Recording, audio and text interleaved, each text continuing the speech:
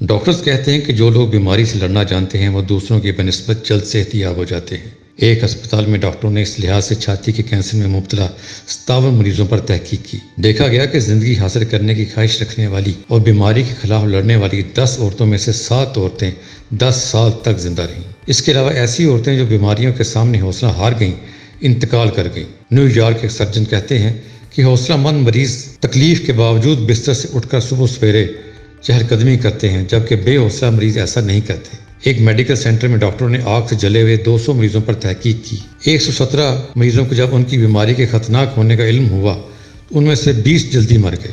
مرنے والوں کا زندہ بچ جانے والوں کے ساتھ موازنہ کیا تو معلوم ہوا کہ مرنے والے ذہنی دباؤ کا شکار ہو گئے تھے۔ لہذا بیمار ہونے پر گھبرانا نہیں چاہیے بلکہ حوصلہ قائم رکھنا چاہیے۔ ڈاکٹر پر بھروسہ کرنا چاہیے۔ فوری تندرستی حاصل نہ ہو تو پریشان نہیں ہونا چاہیے۔ ڈاکٹر مرض پر قابو پانے میں ناکام ہو تو دوسرے ڈاکٹر سے رجوع کرنا چاہیے۔ خوف کو اپنے قریب نہیں آنے دینا چاہیے۔ اللہ پر ایمان رکھنا چاہیے۔ اللہ پر ایمان رکھنے والے لوگ بھی اچھے لڑنے والے ثابت ہوتے ہیں اور جلد صحت یاب ہو جاتے ہیں۔ اگرچہ یہاں طبی بیماریوں پر بات ہوئی، مگر ہم سمجھتے ہیں کہ حوصلہ، امید اور محنت سے ہر قسم کی بیماری کو جلد ختم کیا جا سکتا ہے۔ وطن عزیز میں اس وقت انتہائی تیز رفتار مہنگائی، بے روزگاری، جہالت، بدعنوانی، تنگ نظری، فرقہ پرستی، دہشت گردی، اقربا پروری، عدم برداشت، عجیب بری قسم کے مظالم جیسی بیماریاں موجود ہیں۔ یہ بیماریاں اس قدر شدت اور وسعت اختیار کیے ہوئے ہیں کہ بہت سے لوگ ان کے خاتمے کے حوالے سے بالکل مایوس ہو جاتے ہیں اور ملک چھوڑ کر چلے جاتے ہیں۔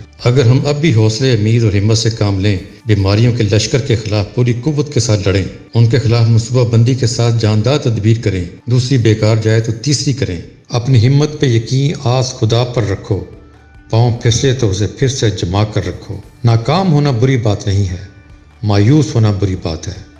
گرنا کوئی مسئلہ نہیں ہے، گرے رہنا مسئلہ ہے۔